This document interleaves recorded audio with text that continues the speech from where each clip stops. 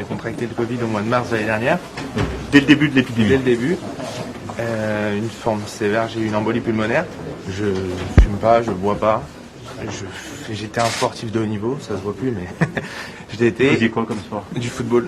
Et vous n'aviez pas de vulnérabilité particulière? Aucune. Pas de diabète, J'étais soumis à des tests sport, enfin des tests physiques régulièrement, donc j'avais vraiment aucun problème. 6-7 mois après, on a fait des tests et il s'avère que j'ai développé une forme d'asthme. Donc du coup maintenant j'ai ma ventoline, je suis devenu quelqu'un d'asthmatique en fait. J'ai perdu mon travail avec ça, ça a été une catastrophe. J'étais chauffeur de maître, donc je portais des valises, j'aidais les clients et l'effort est devenu insupportable pour moi. Vous avez des lésions encore pulmonaires ou plus du tout? Oui, bien sûr.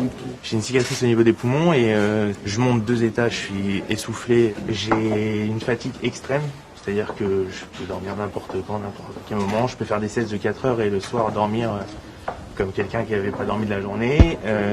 J'ai des courbatures de temps en temps, mes jambes s'arrêtent complètement de fonctionner. J'ai toujours des symptômes qui sont terribles, un an après. C'est compliqué, j'ai des pertes de mémoire aussi. J'ai un bébé de 7 mois et des fois j'arrête, excusez-moi. Non, ça va aller. Ce que vous vivez est très dur.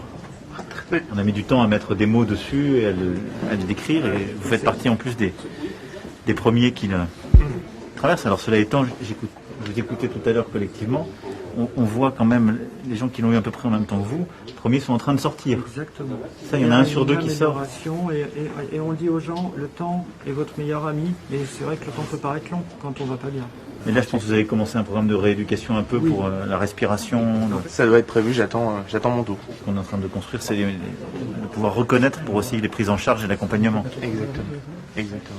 Je sais que c'est dur, mais c'est aussi pour ça on veut comprendre et travailler sur ces formes-là, parce qu'on en parle peu, mais il y a beaucoup de gens qui sont concernés, comme vous l'êtes. Je sais bien.